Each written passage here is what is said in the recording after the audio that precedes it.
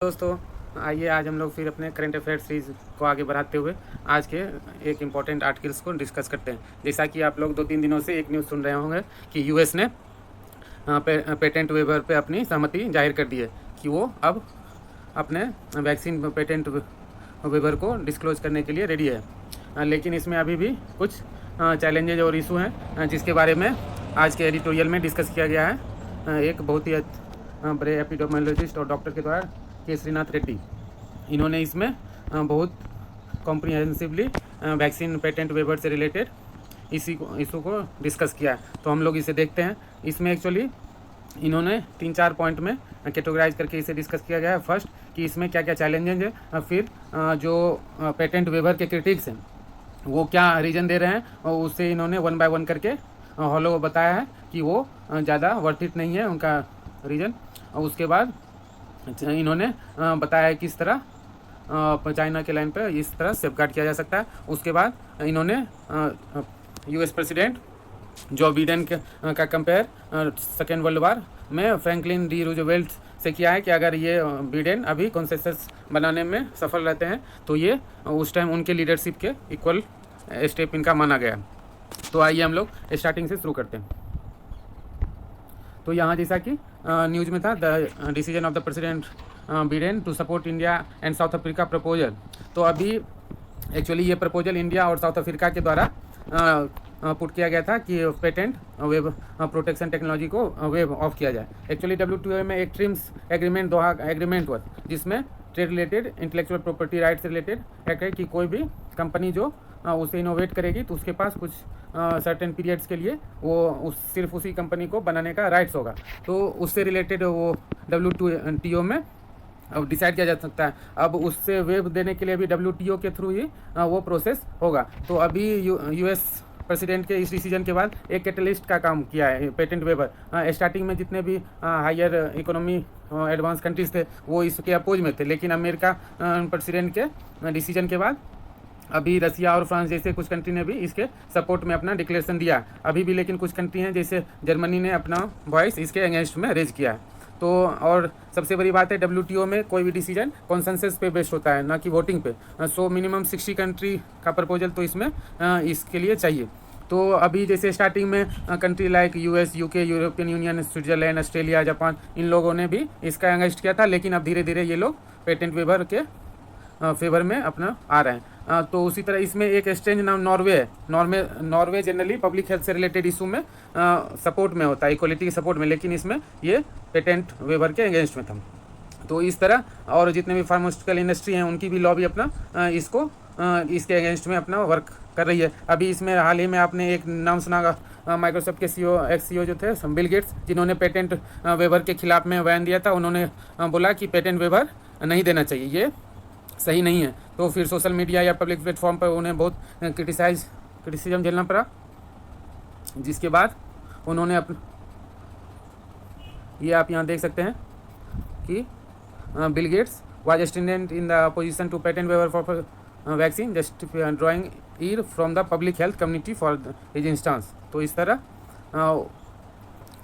उनकी मसीहा का जो उनका इमेज था ग्लोबल हेल्थ में उस पर एक ये क्वेश्चन मार्क खड़ा होता है। तो इस तरह अब आते हैं कि ये जो भी पेटेंट वेवर के क्रिटिक्स हैं उनका क्या रीज़न वो देते हैं कि इसके अगेंस्ट में। फर्स्ट तो उनका कहना है कि लो इनकम कंट्री या अदर कंट्री के पास वो कैपेसिटी या वो फैसिलिटी नहीं है कि वो पेटेंट वेवर मिलने के बाद भी उसका प्रोड्यूस कर सकें, और उनके पास वो लेबोरेटरी बहुत लिमिटेड है, और वो इसमें कुछ हैजार्डस थिंग होगा, सही से बन नहीं पाएगा। इस तरह के वो आर्गूमेंट दे रहे हैं, जिससे कि इन्होंने सिरे से निकाला है कि इंडिया जैसे ने एक तरह से अपने प्रोडक्शन कैपेसिटी के बल पर वर्ल्ड में एक respected position global vaccine manufacturer का खिताब एक्वायर किया है।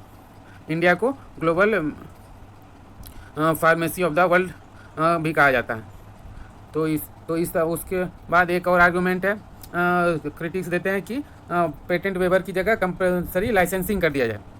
कि कुछ कंट्री को जिनको कुछ मैन्युफैक्चरर को इसका कंपल्सरी लाइसेंस दे के अलाउ किया जाए, लेकिन उस पर इन्होंने काउंटर आर्गूमेंट दिया है कि इससे अपॉर्चुनिटी कुछ सर्टेन प्रोडक्शन हाउस को ही मिलेगा, जो कि सही उतना नहीं है, जिससे कि जो प्रोडक्शन हाउस अफोर्ड नहीं कर सकते हैं वो या लो इनकम कंट्री, तो उनके पास ये फ़ायदा नहीं पहुंच पाएगा।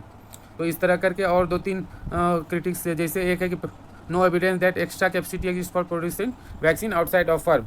तो इस तरह करके कुछ आर्गूमेंट बहुत से कंट्री के द्वारा दिया जा रहा है।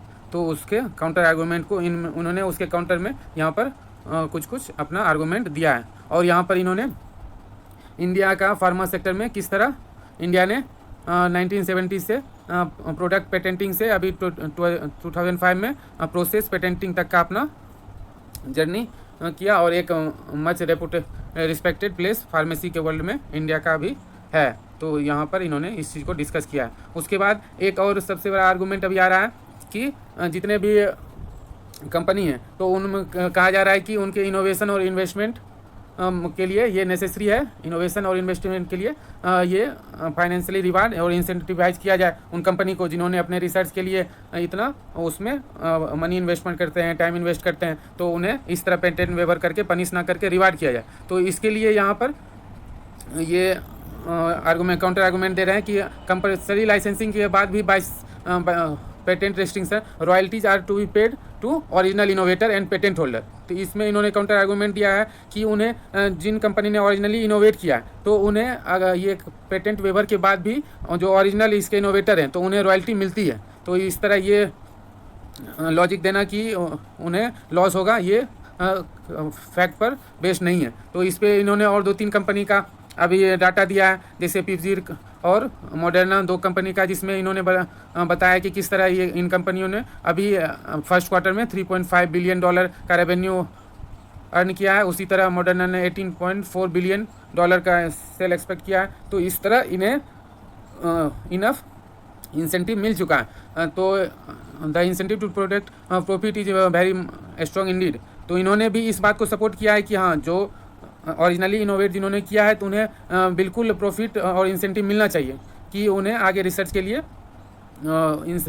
फ़ायदा मिले। लेकिन इसका मतलब ये नहीं है कि उसको एक्सप्लॉइट करके अभी के इमरजेंसी हेल्थ सिचुएशन को देखते हुए अभी इन्हें बाईपास किया जा सकता है। उसी प्रकार लास्ट अपने कंक्लूडिंग रिमार्क्स में इन्होंने WTO में कि कॉन्सेंसस बनाने में जो चैलेंजेज हैं उसे यहाँ पर बताया है, और इसमें US प्रेसिडेंट बिडेन के रोल के बारे में इन्होंने कहा है कि अगर ये कॉन्सेंसस बिल्डअप करने में अगर सक्सेस हो जाते हैं तो इनका स्टेचर फ्रैंकलिन डी रूजवेल्ट, जो सेकेंड वर्ल्ड वार के टाइम में अमेरिकन प्रेसिडेंट थे, one of the greatest president माने जाते हैं, तो उनसे इनका कंपेयर किया जाने लगा। और बहुत लोग कह रहे हैं कि अगर इन्होंने इस तरह का कॉन्सेंसस डेवलप किया तो इन्हें नोबेल पीस प्राइज आसानी से मिल जाएगा। तो इस तरह यहाँ पर इन्होंने 2 राउंड का मेंशन किया है जो कि ट्रिप्स से रिलेटेड है, जिसके बारे में हम लोग अभी डिस्कस किए हैं।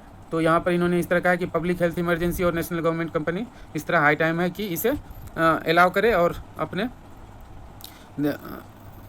इस पेंडेमिक से पूरे वर्ल्ड को बचाए। तो इस तरह हमने इस पूरे आर्टिकल में पेटेंट वेवर से रिलेटेड क्या चैलेंजेज है और फार्मा कंपनी का क्या कंसर्न है, इसके क्या चैलेंजेज हैं, क्या प्रॉफिट इससे प्रॉफिट होगा, इससे प्रॉफिट फिर जैसे कि low income country, African continent या लेस डेवलप कंट्री, इन लोगों के सिटीजन्स को जल्द से जल्द वैक्सीन लगेगी और इस पेंडेमिक का जल्द से जल्द एलिमिनेट होगा। तो इस तरह हम लोगों ने इस आर्टिकल को कोविड वैक्सीन पेटेंट से रिलेटेड आर्टिकल को अच्छे से देखा। ठीक, थैंक यू सो मच।